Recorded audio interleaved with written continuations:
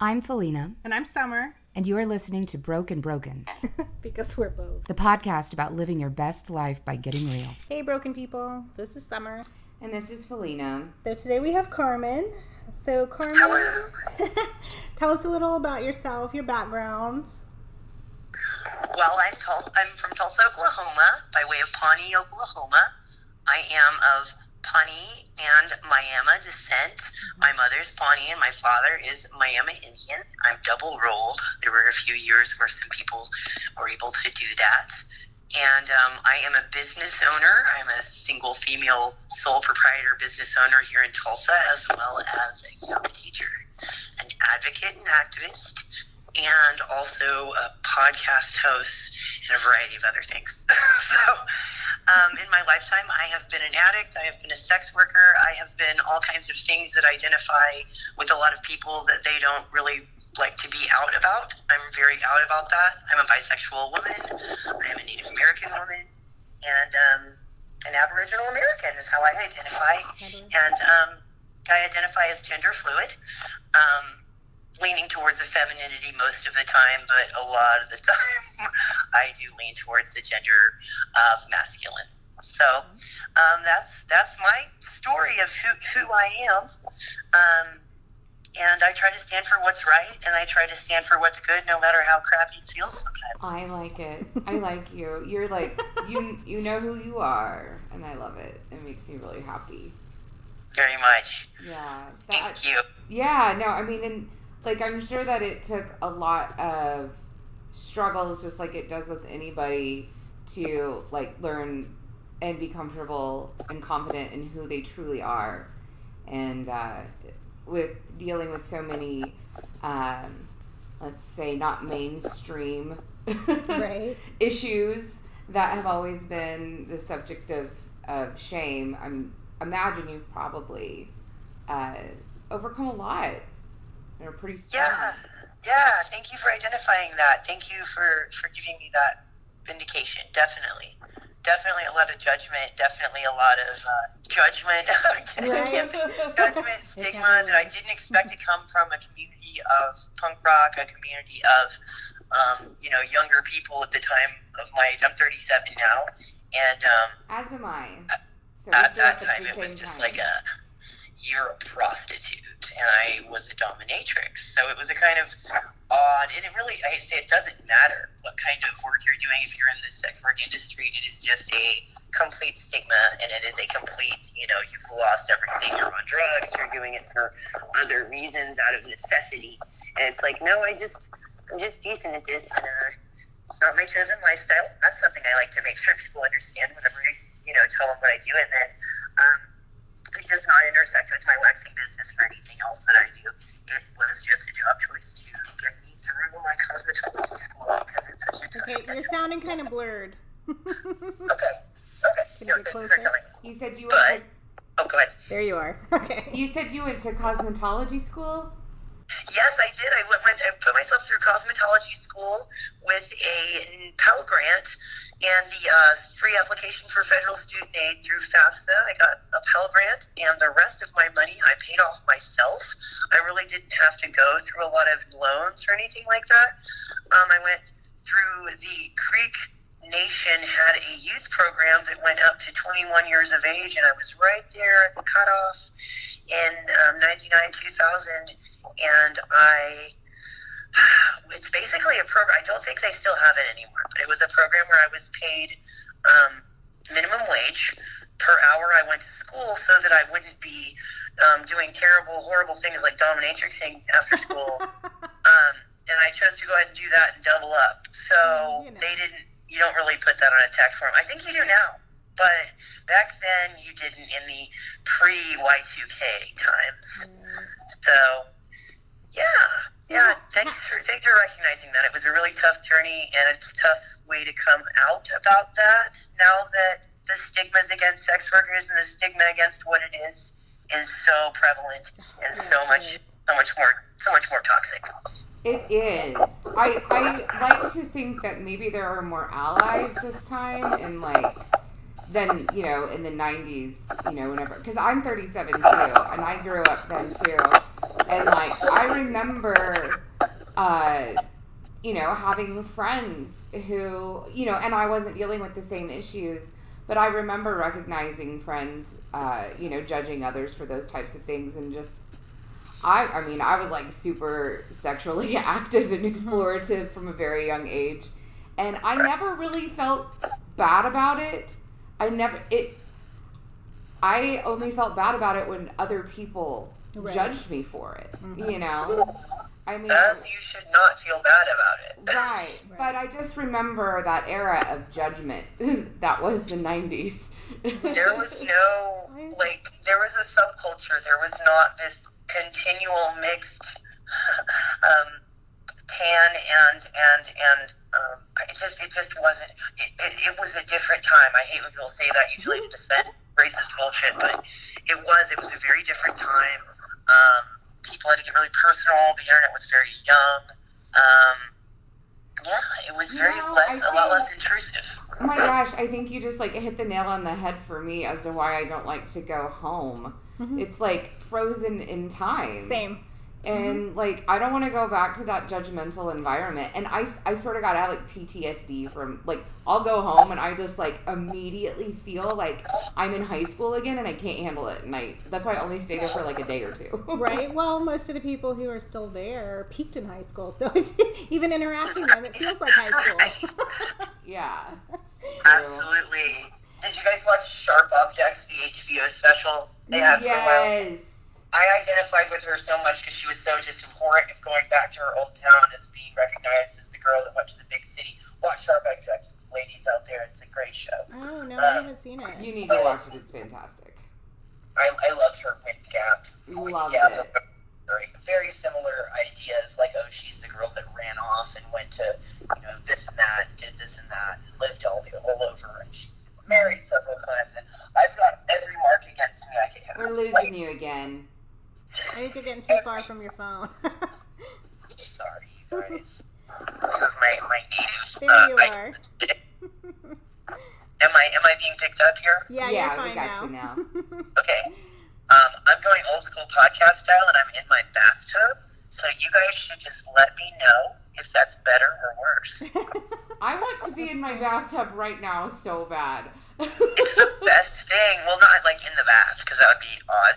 But hey, I would do it. I actually did give an interview to a journalist while taking a bath one time. Props, respect, salute. I only That's have so wonderful. many minutes in the day. If this the time you can call me, and I had to multitask.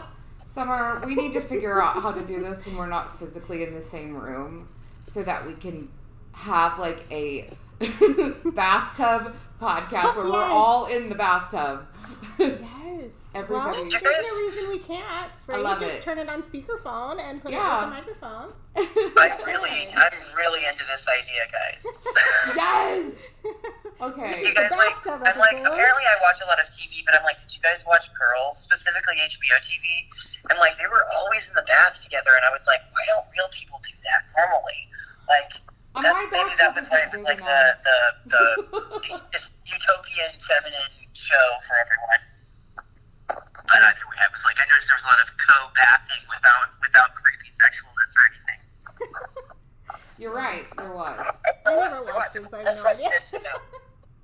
Anyhow, so what's going on this Thursday with you ladies? We're losing you again. I'm come so back. sorry. Come back to us, Carmen. Come back to us. Why are you guys interviewing me today, or I'm about to ask you a question. You can ask away. Ask away, dig deep. I'm open. I'm a very open book. Okay. I will take questions via internet. Summer can hook up wherever this gets casted to my pages and things like that. And I would love to hear from anyone that wants to delve further than you guys do. So shoot at a girl. Well, I am curious by nature, so I will just start. But what is your podcast about? One more time. What is your podcast about? My podcast is about women of color talking openly and honestly about sex and dating and love and that little whole heart. Oh, I want to be on your show. I have all sorts of things to It say was about great. that. And I'm very excited. I'm a Mexican woman. Yay! So, yeah, I have a whole unique experience with being fetishized as a Hispanic Right. woman too. So, I would love to. But anyway, I'm inviting myself on your show now. You should. Every week Super we every other week. presumptuous. Right. Every other week we have a different woman of color, and I call it Walk Talks. Hashtag WOCTALKS. And we just try to talk. We locker talk. I kind of modeled my my idea off of the way that Trump's pussy grabbing Billy Bush talk was given as just men talking to one another, and it's just so we can get as raunchy and crazy and talk about the most taboo stuff in the world, and we can have a little bit of it's kind of a spoof on that, because I thought that was the most BS excuse in the world, was they're just talking, they're locker talking, that's just men talking, and I was like, well, let's let women just Yeah, let's hear what women have to say. Yeah. Here, speak up just a tiny bit more. We're losing you again. Take a listen. So that's that. Sitting too far away from That's her. that. Yeah, it was super fun when I did it. It's really fun. Somehow I've done about. And it's I on started- live feed. It's on Facebook Oh, I am Live. into this, dude. And so people will Yes. go and comment, and then you are answering and doing the interactive thing. So it was a lot of fun. I am Right, yeah, they get the entire audiences who asks our questions. We have a primary topic, and then we go way off topic. Yes. Every time. All right, well, I'm inviting myself on your show. Can't wait. So you just let me know about I that. sure will. Absolutely. just wait. It's Selena and Friends now, soon. Well, I have a band called Felina and the Feels, so. I that's so love close. it. Okay, wait. This is not you interviewing me, though. I can feel you trying to interview me. It's my That's just nature. Carmen. That's her personality. Me too. Got the dueling personalities there. I love It's it. my journalistic self. I can't help it. I'm just But a I want to bark learn ball. more about you first, and then you can Okay. learn more about me when I'm on your show. Okay. It's my turn. So how? I think the idea. I was going to ask you how, what inspired the podcast, but you went right into that. That was great. Now I can't remember. I got stoned before we did this. I always get stoned. I before always do too. And dead so, stoned right now. yeah, I'm super I mean, stoned right now. Yeah, we're great. But I'm ask also me your in a lot of stoner pain. questions. Dang it. So how long were you a dominatrix? Yes. I was a dominatrix collectively. Now, I will be one tonight for the correct prices. Like, Honestly, Tonight. I've never played Hello. the dom Let's- role, but you know, if somebody's offering to pay, I can make it No, I'm happen. being dead serious. I mean, it's not illegal. It's not Right. sexual touch. It's not, for me, it's not that. Right. And, yeah, I'm joking. I'm taking offers, and it's kind of an up and mid thing. No, I'm joking. I am retired from the business. The business got a little crazy in Tulsa, Oklahoma, at least in the early 2000s, late 90s. I started about 1998, and it's really early. And I started at 17 when I probably should have been a little older, maybe a year Sure. older. Right. And I started. It was not touch. It was not anything other than disciplinary touch from me. And people often ask me, "Oh my God, what happened? What would you do?" I have so many questions, and my first thing I just tell them is, "Well, first off, let's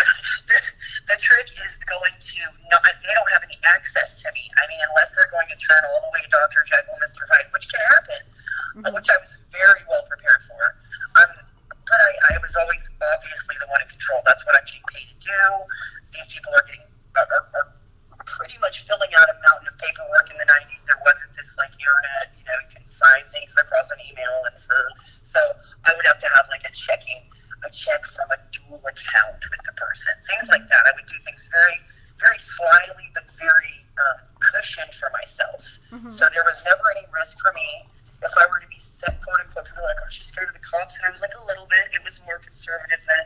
It had been twisted into something more. But yeah, I paid attention to the laws. I said things got a little weird. The S&M society got a little bloodletty and piercy, if you will, back then. Yeah. And so, I stayed away from all that stuff. I'm very bloodborne contaminant, and I was raised around people with HIV and things like that, and I was just like, whoa, that's beyond my limits. Right. Like, fluid bonding of any kind was beyond my limits. I didn't do strap-on training. I didn't do any kind of things like that. It was just bondage and discipline and a lot of humiliation.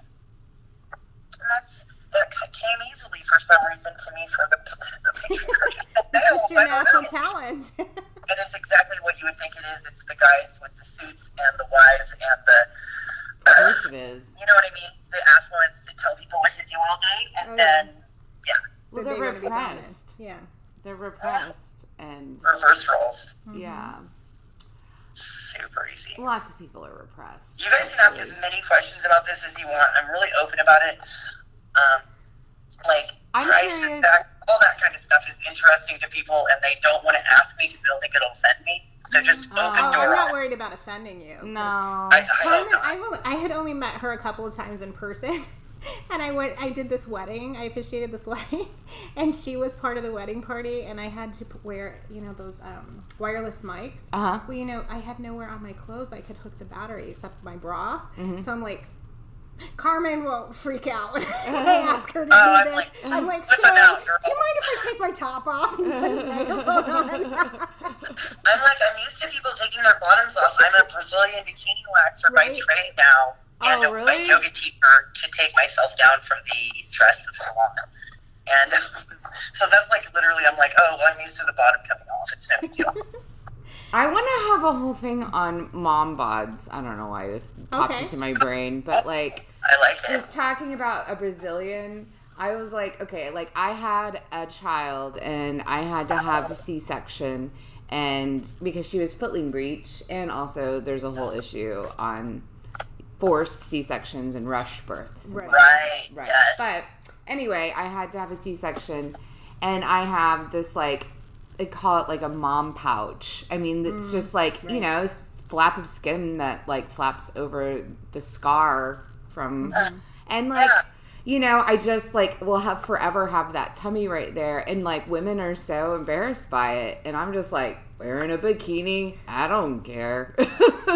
But like, I want, we need to have a photo shoot on that. And I've always shied away from getting a Brazilian because I'm like, I don't want anybody to see my mom pouch. Mine You guys, okay, so I have only bonus kids from an old relationship, but I want to tell you guys a fun mom pouch because mine's not a C-section.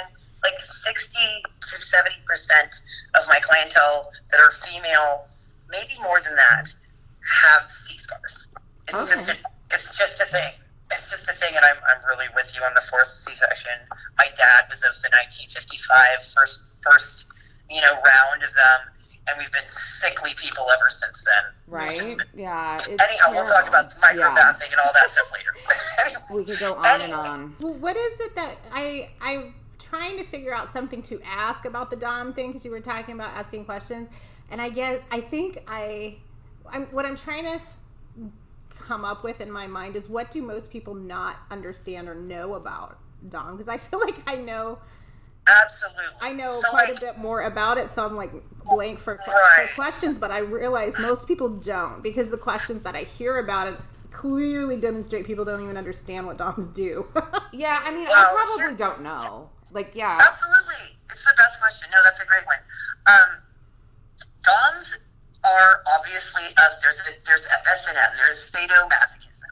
Right. Doms would be I think it's kind of a wide spectrum of words, but of the sadist, you would be the person that wants to inflict control and pain. You want to have discipline. You are the disciplinarian. There is a person that is a voluntary. It is a consensual only act.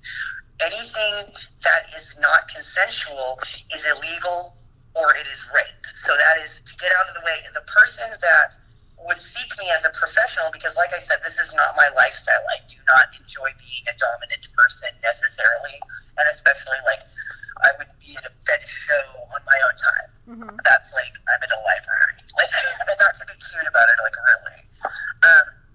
So most people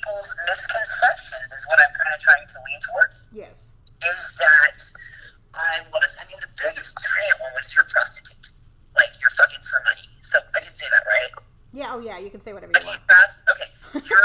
No You're rules. your vagina up for a leather-bound man to do whatever to, and you're getting paid for that. And Well, that's kind of the opposite. I have a website. So there wasn't a business really in Tulsa, and I don't want to take a bunch of credit or anything, but I had to pretty much like make an industry to myself. So therefore, I got a web creator to help me in this endeavor that was a sub that I didn't even have to trade. It was just like I was there when he was doing this stuff, and I was telling him what to do, lightly, just like you would a friend that was helping you.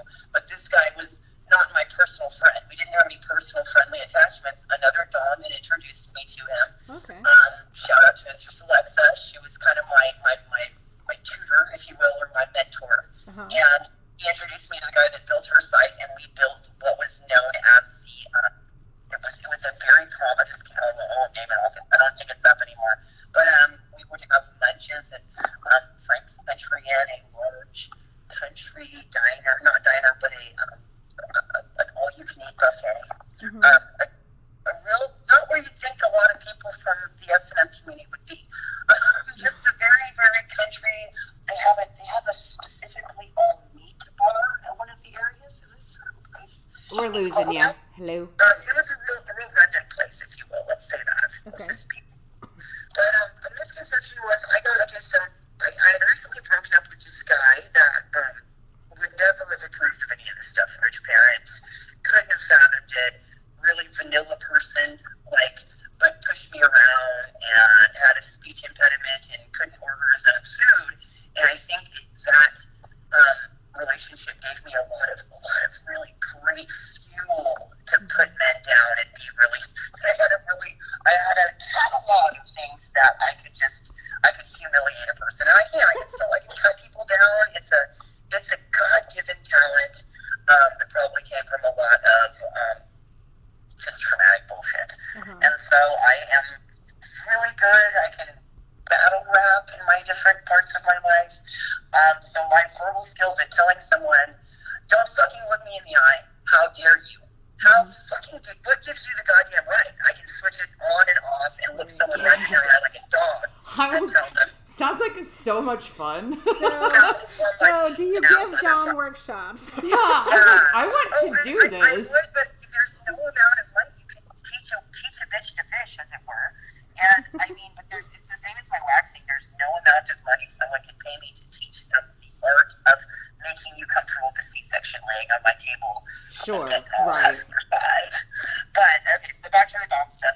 I had the physically abusive boyfriend that was few and far between, but he was very, very, very docile all the time. Stutterer, very, very, very. A lot of people, when I told them he would push me around, did not believe this and were like, "He's your size," and I'm like, "Yeah, but," and I did. I fought back, so I didn't think it was abuse at the time, I didn't classify it. And I had broken up with him to get with a kind of more edgy, piercier guy. Where I was actually employed in that industry at the same time. And that I didn't want people to get any of my other jobs that do involve pain, piercing, waxing, because I just am good at being able to bring it and help people talk down from it, or if they need to be talked up with it.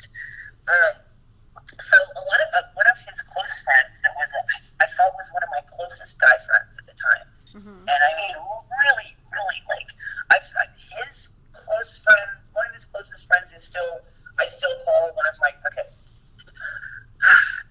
two best friends. Mm-hmm. One is a very, very, very conservative guy in a punk rock community, plays in bands, parents were preachers and stuff, and adopted there were white kids and they were all adopted by this family. All of them were different families and things. And this guy married a native girl. No, not pointing anybody out. You know who you are. And he confronted me and was like, "What?" And this was, of course, on an instant message at the time. And he was like, "What are you even doing with your life? You're better than this." Okay. And I was like, "What?" And I was like, "How do you even know about that?" And he was like, "Well, your ex-boyfriend's been going around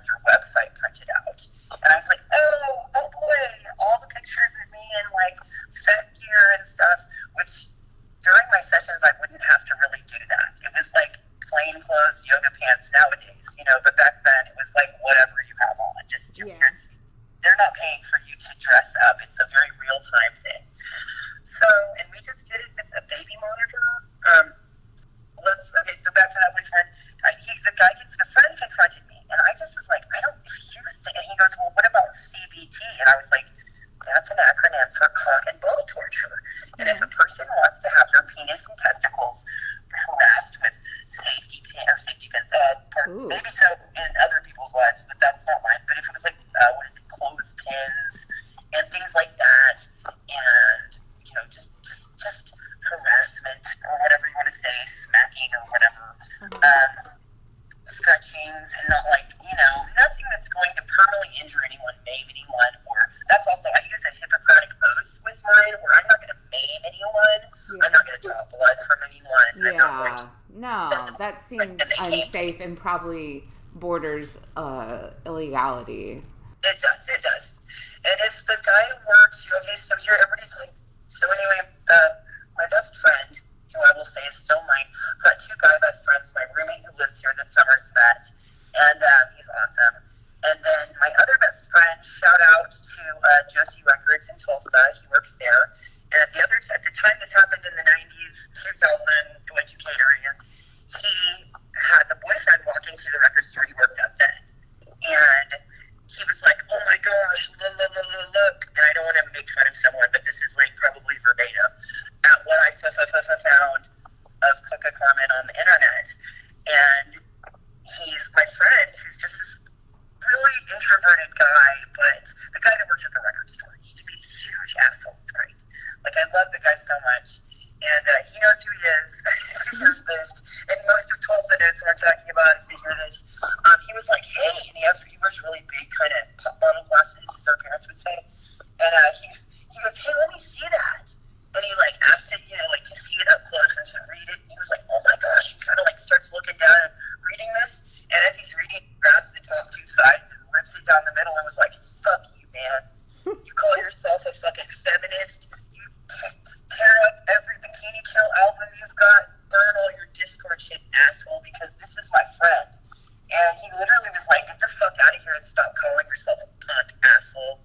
And kept my website paper with him, called me and was like, hey, so I took care of this for you. And it was what I met that friend through that group of people. And it took such balls for him. Such a great amount of courage to take up for me like that, let him know it's nothing, that I don't have extremely wealthy parents that paid my way through a Canadian music school, and had to sell one of their many houses to pay for it. And now they're a bread baker in San Francisco, and the parents still send the money. I'm still friends with the parents. Isn't that weird? That's a fun thing. That's different. You guys already know. Don't even worry. Friends with the parents of your abuser.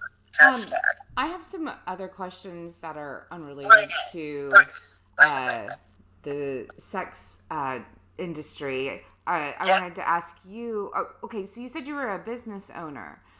Yes, I am. What business do you own? I own Carmen Studios Incorporated. Actually, I'm LLC. I am a waxer, skincare expert. I also have a degree from the Bastyr Institute in Washington. That is for natural food specialist. So I do herbalism. Oh my God, I want to come and see you. I can do recommendations. Okay, I'm coming to see you. I'm going to be in Tulsa next month. I'm going on tour. I'm a musician and going on tour, and I'm playing for the first time in Tulsa at Blackbird on Pearl. I know right where it is, and I know the people. Yeah, great. Okay, well, we're hooking up. We'll be there. Okay, we're doing it. Yes. All right, shoot your questions. Not like I'm hurrying you. I'm just saying, I'm ready. So anyway, that was the story of my finding out who my friends are, and I'm still friends with the terror upper and the fuck you. I still know the guy that is my old boyfriend, and I would love to say that they're recovered, but he's never come to me and been like, hey, I'm sorry for what I did to you. I'm sorry I hit you. I'm sorry, blah blah. Wow. But short of that, we're good. So things can heal. Things can heal. Okay. They really can. They really can. And I certainly for everyone's sake and involved, hope that everything is healed with that person. And if it's not, I hope they get some help for it. They have a wonderful life. So certainly hope she takes their crap. But during that time, it just felt like my family knew, and my family was ironically very cool about it, and they knew my boundaries, and they knew we were always very open about sex and about, birth control and all that stuff in my family's household. And be it even my grandmother, people, like, I didn't want to rub it in my grandmother's face, but I'm very sure she knew what I did not involve a 9-to-5 job. And my fishnets and black boots and things like that were definitely like, grandma wasn't dumb. So let's say, but my parents very much knew what I was doing. They lived less than a block away from the house that I performed within. Mm-hmm. I did dominatrix from a dungeon within my house, which was my church. And that is just so 90s and so dangerous, stupid, but it's the 90s. And, right. You've got like 10 guy friends playing video games with the other side of a baby monitor listening to you and laughing, and they get a little kickback of the cash and some pot, or whatever. I mean, oops, it wasn't like all that. I mean, some tobaccos and things. So, I mean, it wasn't like it was I never once felt in danger. Never, ever. One time, I would love to tell you I got beat up, I had something terrible happen to Tommy. No, we're glad you didn't. Nothing. But I think it's important for people to understand that too, is there's been such a stigma about sex work, and even now in the media and at some of these conferences I go to where I'm speaking about like missing and murdered Indigenous women, they use the term trafficking interchangeably with sex work, and it is not the same thing. It is consensual sex work, and we've got to stop grouping those together because they're not the same, and the level of danger is different. I think that falls under the harm reduction ladder rungs of if we can define things correctly and define roles correctly, even if it's dom sub roles, even if it's gender roles for the specific act and things like that, the more communication we have about sex, the safer sex can be. Yes. Absolutely. And that's one of the reasons I wanted to... The problem is rural America. And I mean, I come from rural America. But, like, it's a challenge. It's not a problem. It's a challenge. And I think over time, we're getting at the issue. Like I was saying earlier, I think, like, dealing with shit now and being more of a unique individual and owning who you are is easier than it was in the 90s because we have more allies now.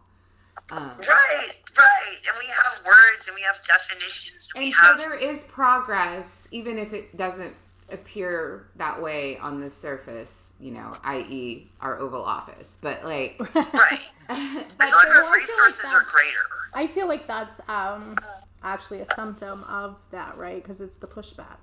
Oh yeah, it's no, the he's just pushback prompting against that change. He's prompting more allies to be born too. Right. Hopefully, right. I agree. He is there. I mean, it forces people to create communities and come together.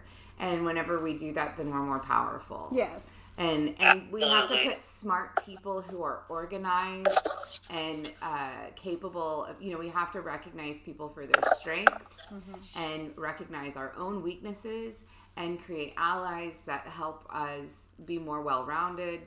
And that's why I like working with women a lot. That's just the way we think. And I think it's time for a change from the male perspective, the strict male perspective in the White House. Right. Well, there's the thing about the sex strike, the whole sex strike idea. And my question was, wait a second, why are you fucking these men that support this or tolerate it in the first place? Because that's your first mistake. First, don't marry those motherfuckers. Divorce them now. I don't care how long you've been married to them. I don't care how many kids you got with them. Get the fuck away from them. Yeah. Don't judge. Because they are not a safe person to have in your life. Because they do not respect you as a human being. So don't get away from them. Depriving yourself of sex so that they can't have any to prove a point is not going to do a fucking thing. Also, like, objectifying, like, I like sex. That's punishing me. That's stupid. Exactly. I have no reason to deprive myself. Yeah. Like, To prove a point. you wouldn't know I like sex since I haven't had any lately, but I used to. I used to really like She's sex. like, I think I remember what that was like. It's been a while. Sorry. Sidetrack. Side note. Can't remember the last time. Oh, I mean, I no. can. It's been a while. And it wasn't even like I can't remember. It's been a while. Aw. Okay. Anyway, continue. Should Sorry. we have a Get Felina Lane episode? I mean, if it's like, going to "We be could." live, web camera, I never get asked out on dates. It's because I sing nasty lines in my songs. Like, I don't need a man tonight as a chorus. Literally a chorus. I feel like it filters out the guys you don't want around anyway. So you'll be Yes, I'm so with you on that one. I'm Yes. like, where's a challenge? Dork Nobody's up out, for a they challenge? stay. Fuck you, wieners then. right. Exactly. Come on. We're the real men. So, I love it. Who So like their women sassy. Right? Talking back and arguing with you. That's the kind of man. that's the kind of man she needs. You're Wow, not going to put up with guys. my shit. So you mentioned harm reduction. So before we as we're wrapping up here, could you kind of mention the project you're working on out there? Oh, yes. Well, here in Tulsa, we are working all over the country. There are harm reduction. Look it up if you need to. Go Google it. Harm reduction is the idea of taking away the things that can cause trauma before they cause said trauma. Surrounding harm reduction, the main part I work in is sexual harm reduction, as well as intravenous harm reduction, and then I work in Narcan training. Naloxone Narcan is a specific opiate blocker that you can use during an actual full-on opiate overdose. We have an opiate crisis going on in Oklahoma. We are working yep. for her to sue Purdue Pharmaceuticals. Oh, my God. The story behind. Why are you so great, Carmen? I told you you'd love Oh, it. my God. Go look up the family, the Sackler family. There's one family behind Purdue Pharmaceuticals. They didn't give out. I need to talk to you. Just those people. The doctors can't even be held Okay. accountable. Sorry. There's plenty of them that are Dr. Death Shelter. Don't get me wrong. Okay, I The keep people- interrupting you, but I'm going to keep doing it because I will lose but my I'm train gonna of get, thought. let me get harm reduction out. So we're trying to take away the harm from these potentially trying to, harmful anyway. situations. Sexually. Hey, Carmen. Yes. I am super interested in this because my mom passed away due to opioid overdose, and Thank you.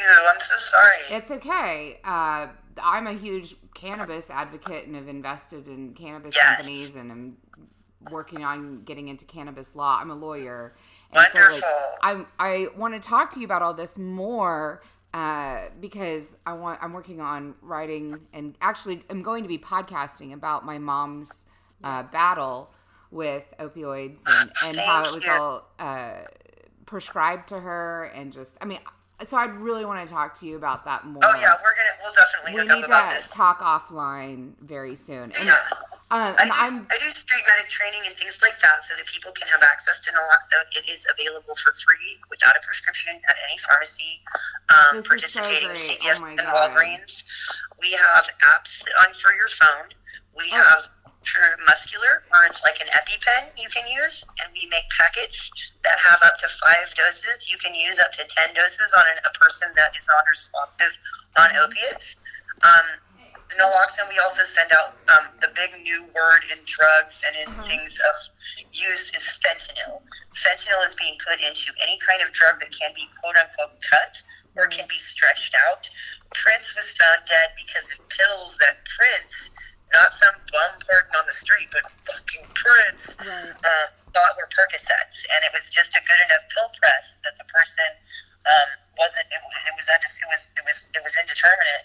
If you couldn't determine whether or not they were regular quote-unquote Percocets from the company or they had fentanyl in them, and they did, he OD'd on that. And we have test strips that we give out completely free of charge. You can cut them up to make them many, many, many test little water acid sizes, if you will, and just drop it in your shit. And if it turns a certain color in and it's not worth your life. But then there's also people out there that are after fentanyl. Well, hey, Carmen, I am going to have to cut you short because we've got another interview. That's exactly all of it. But thank you so much. This was awesome. Thank you guys so much. If you need to do a little short thing, it's just that condoms are to sexual health or sexual safety as clean needles are to harm reduction and are to keeping people safe from bloodborne pathogens. Okay. All right. Excellent. All right. Well, we will talk to you. Thank you so much for having me. Yes, thank you. I'm going to be talking to you very soon. We'll be fully in touch after this. Yes. Thank you guys for listening in, and I appreciate it. I'm Carmen White Eagle on Facebook, and if you send a message with your request, I will approve you. Thank you so much for having me on here, Summer and Felina. I can't wait to meet you at the show later on. Yes. All Awesome. right. I will talk to you ladies soon unless you need anything else. Nope. That's it. Thanks, Carmen. Signing off from Tulsa. Bye. Peace. Bye. You can contact the podcast at brokebrokenpodcast@gmail.com. The Broken Podcast can be found on Twitter @BrokeBrokenShow, on Instagram and Facebook @BrokeBrokenPodcast.